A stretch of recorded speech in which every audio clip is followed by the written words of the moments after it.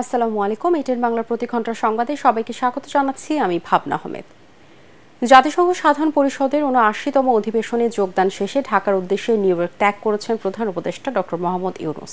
প্রধান উপদেষ্টা ও তার সফর সঙ্গীদের বহনকারী কাতার এয়ারওয়েজের বাণিজ্যিক ফ্লাইটটি শুক্রবার স্থানীয় সময় রাত ৯টা ৩০ মিনিটে ঢাকার উদ্দেশ্যে জন এফ কেনেডি আন্তর্জাতিক বিমানবন্দর ত্যাগ করে। ফ্লাইটটি বাংলাদেশ সময় রাত ২:১২টায় ঢাকার শাহজালাল আন্তর্জাতিক বিমানবন্দরে অবতরণের কথা রয়েছে।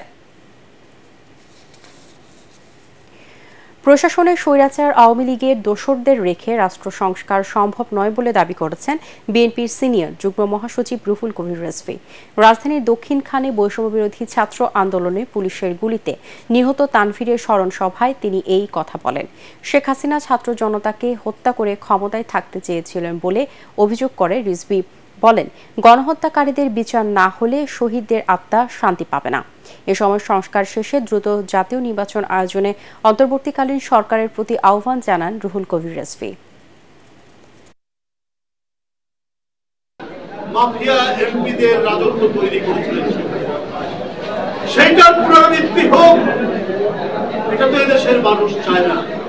এদেশের মানুষ শান্তি, স্থিতি এবং প্রকৃত গণতন্ত্র, যেখানে আইনের শাসন থাকবে, যেখানে যে অপরাধী তার বিচার হবে, যে ভুক্তভোগী সে ন্যায় বিচার পাবে, এটাই তো গণতন্ত্রের শর্ত। উজানের ঢল আর টানা বৃষ্টিতে বাড়ছে তিস্তা নদীর পানি। আজ বেলা 12টায় তিস্তা ব্যারাজের ডালিয়া পয়েন্টে নদীর পানি বিপদসীমার 5 সেন্টিমিটার নিচ দিয়ে প্রবাহিত হচ্ছিল। নদীর পানি নিয়ন্ত্রণে রাখতে খুলে রাখা হয়েছে তিস্তা ব্যারাজের 44টি জলকপাট। পানি উন্নয়ন বোর্ডের ডালিয়া বিভাগের বন্যা পূর্বাভাস ও সতর্কীকরণ কেন্দ্র জানায়, শুক্রবার বিকেল থেকে বাড়তে থাকা তিস্তা নদীর পানি।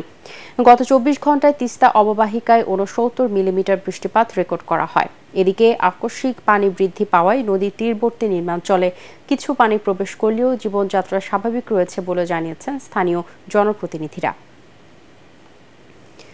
খেলার খবর। টানা বৃষ্টিতে বাংলাদেশ ও ভারতের মধ্যকার কানপুর টেস্টের দ্বিতীয় দিনের খেলা পরিত্যক্ত ঘোষণা করা হয়েছে। সকাল থেকে গুড়ি গুড়ি বৃষ্টি ছিল। মাঝখানে বৃষ্টি থামলে খেলার সম্ভাবনা তৈরি হয়, কিন্তু আউটফিল্ড শুকানোর আগে আবারও বৃষ্টি প্রথম সেশনে কোনো বল মাঠে গড়ায়নি। লাঞ্চ বিরতি শেষেও মাঠে নামতে পারেনি দল। এর আগে বৃষ্টির কারণে প্রথম দিনে মাত্র 35 ওভার খেলা হয়। 3 উইকেটে 107 রান তোলে বাংলাদেশ। আগের দিনের 40 রান নিয়ে মুমিনুল আর 6 রান নিয়ে দ্বিতীয় দিনের খেলা শুরু করার কথা ছিল মুশফিকুর রহিমের। কানপুরের আবহাওয়া অফিস জানায়, বৃষ্টি তো বটেই, পুরো দিনই আকাশ মেঘাচ্ছন্ন থাকবে।